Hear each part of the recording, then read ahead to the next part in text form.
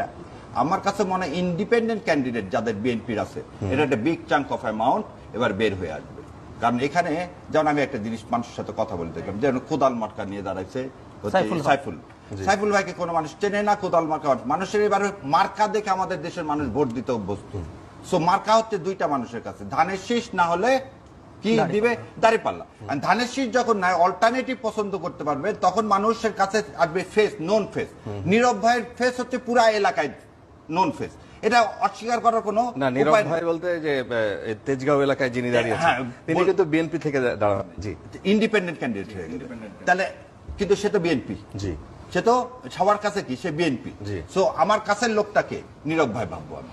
So ওই কারণেই কিন্তু ইন্ডিপেন্ডেন্টের হয়ে যাওয়ার, যেটা বললো ভাই, বিএনপির ইন্ডিপেন্ডেন্ট ক্যান্ডিডেট অনেক বের হয়ে আসবে।